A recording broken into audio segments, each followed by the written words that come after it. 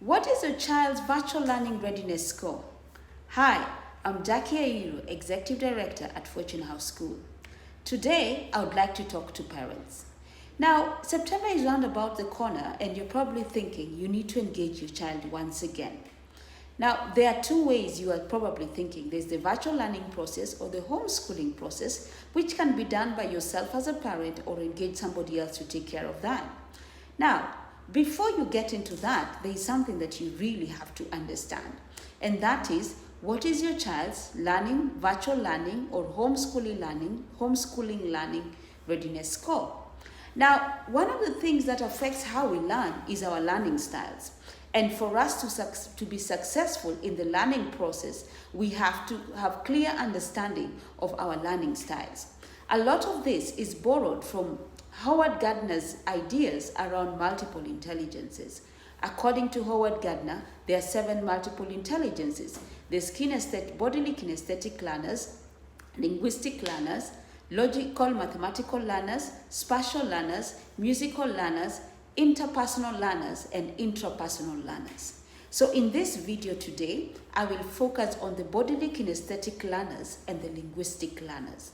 And in the course of this week, I will be focusing on others also. Now, bodily kinesthetic learners. Now, what this child loves is dancing, running, jumping around, touching different things here and there, gesturing and building. And whatever the age of the child, you will find they have these tendencies. What this child needs in a virtual learning space or in a homeschooling space is a lot of tactile experiences, hands-on activities, opportunities to build things, opportunities to touch things. So when you as a parent are planning for how your child is going to learn, you need to look at this in 3 main areas: the learning environment, the learning activities, and the learner's readiness. For a bodily kinesthetic learner, the learning environment needs to have minimum distraction, because this is a child who most of the time struggles with concentration. Any sound from the TV or somebody moving up and down around the house is enough to distract this type of child. In terms of learner readiness, now this child cannot be forced to stay in a strict environment. The child must come from a mindset of knowing that they are going to be allowed to have short breaks. And you may take time to have a discussion with your child around how long the breaks are going to be according to their age. You probably want to talk of either in intervals of 15 minutes or 30 minutes, this child will get like a 5 minutes or 7 minutes break. This way, the child still gets to move up and down and have the experience as a bodily kinesthetic learner of movement, of tactile experiences, and enjoy their learning. In terms of learning activities, what you want to focus a lot for this type of learner is to give them opportunities to interact and touch different objects and to move around things in the concepts that they are learning. For example, if they are learning concepts around number work, if they are a kindergartner, if you're going to be teaching putting together concepts, then you want to bring real objects to make this learning alive for this child. And if they're in the prep school, you also want to bring in real objects. For example, you're teaching multiplication concepts, which is repeat addition. So you want to bring those concepts to life. Now you may be asking, so how does the teacher in the virtual space achieve this?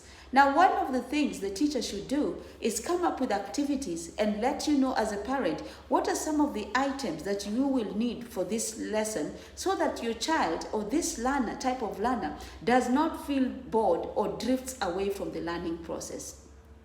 So the next type of learner that I want to talk about is the linguistic learners.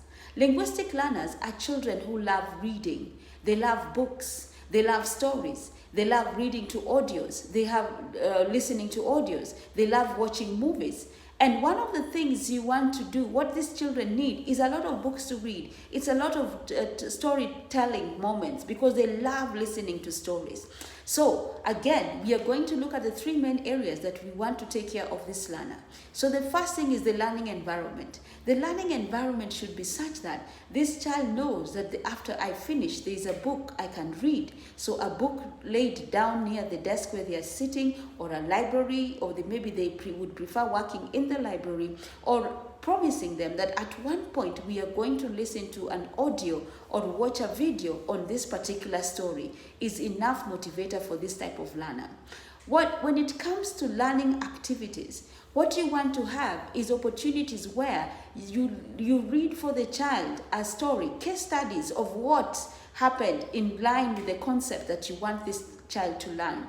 You can also have them write down the story again, because these are children who love writing, and if guided correctly, they later on become great writers and creative writers also.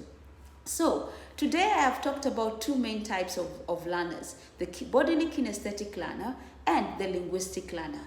As a parent, I hope this information has empowered you better in the event that your child is either of these. So for now, I have to bid you bye and all the best. Thank you.